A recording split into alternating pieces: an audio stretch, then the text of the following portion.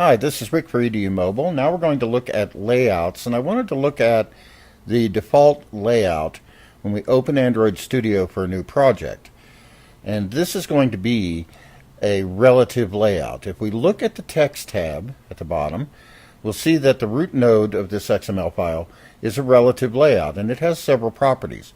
Most importantly, I guess, is that its layout width and height are set to match parent, which means it's going to take up the entire area of the screen. The parent of the layout is the screen itself. And then we have padding. We have 64 left and right and 16 top and bottom for padding. And then the context of this layout is app main activity. If we look at main activity class, we can see that in onCreate, it has a call to set content view for this layout. Now, r.layout.activityMain refers to two things. First, it refers to, as we already know, the R Java file, which is located under build here. And it also refers to resource layout activity main, if you want to think of it that way. So the actual file that it's sitting in is in the resource folder under layouts. The reference, the integer reference for this r.layout.activityMain is located in r.java. So let's go back to our layout, and we'll go back to design view. And let's experiment. We have a text view here. The first thing I want to do is make it a little bit easier to see, so I'm going to delete that text view. And now if we look at it, it is gone. And if we look at the text, that text view has disappeared from the XML file. Now back to design view. Let's add a large text field here. And we'll just drag it to our layout, same place it was before. And now under text, we'll see that we have a text view. The text appearance is text appearance large, Android attribute text appearance large, and the text is large text. So we'll just leave that as it is for now. We really should get this out of a string file, but that's okay. In fact, let's just go ahead and change that. Under values and strings, we'll open that file and see that we have one called Hello World. So let's go ahead and use that. The name is hello_world, so let's change that large text field to @string hello world. And there's a tooltip for it right there. So now if we save that and go back to design view, we'll see that this changes to hello world.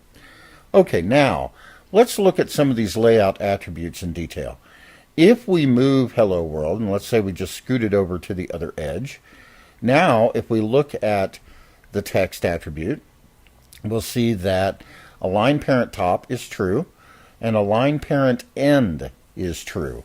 These used to be align parent right and align parent left, but they are now align parent start and align parent end.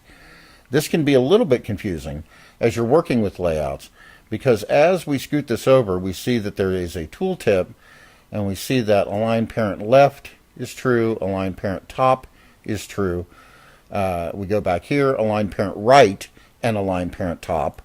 But if we go to the text, we'll see it's align parent top and align parent end rather than align parent right. However, the other attributes haven't changed. Let's go align this to the center of its parent. And now if we look at the attributes, we'll see align parent top is true, as we would expect, and center horizontal is true. Let's center it horizontally and vertically. And that's another simple attribute change. Center vertical, center horizontal. All right, let's do something a little bit different. Let's move it up a little bit. Now, it's still centered horizontally, but it's offset from some other control, which is the top of the layout. So here we have align parent top true, which seems a little strange, but we also have margin top of 126 pixels.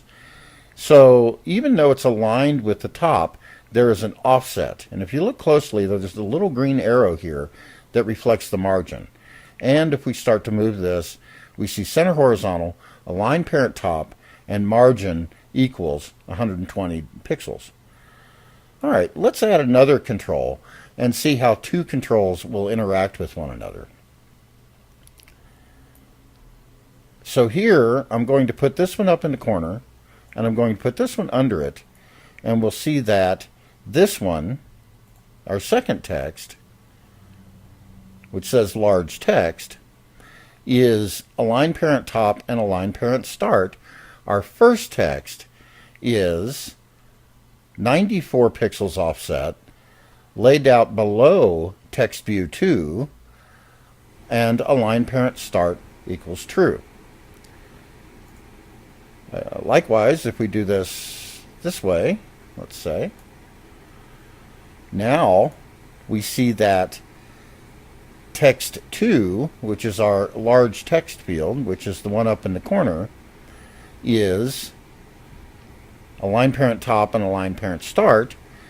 The text view which says hello world is align top to text view 2 and align parent end to true, and the margin to the right is 53 pixels. So what is this telling us?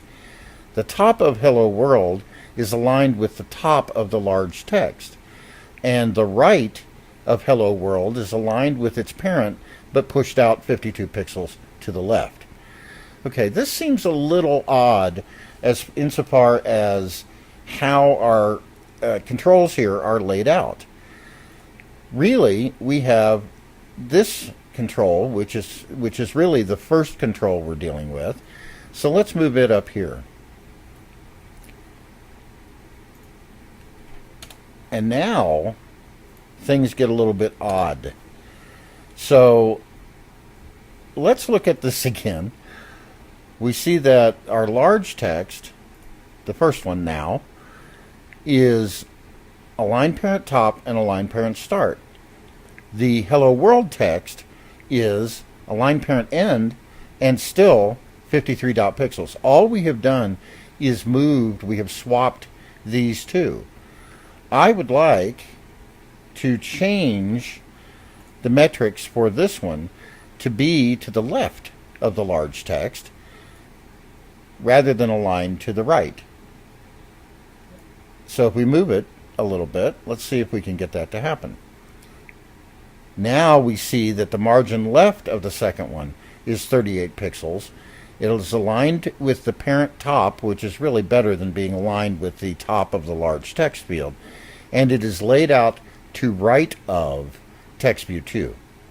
Okay, so you can see that some things can creep in to our XML as a result of what we do in our design view, especially if we have situations where we have things offset both to below something and to the right of something else. So now we have our first text view, which really hasn't changed, and our second text view of align margin left of 68 or 66 pixels. That is the left side here, laid out below text view 2, aligned with the start of the parent, and layout margin top of 31 pixels. So now the aligning with the parent to the left, to the start, is true, and then there is a left margin applied to that of 66 pixels.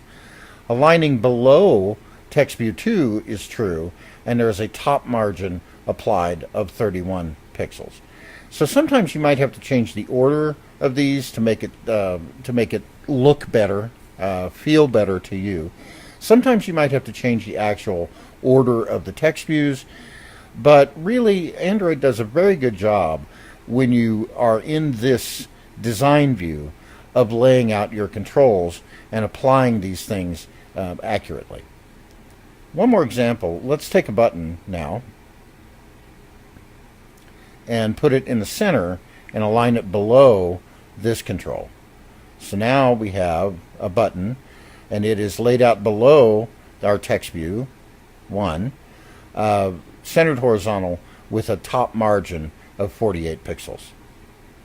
So what I'm trying to get to here is that as you add controls and make a pleasing user interface, our text representation of the XML might get more complex or convoluted than we want it to be.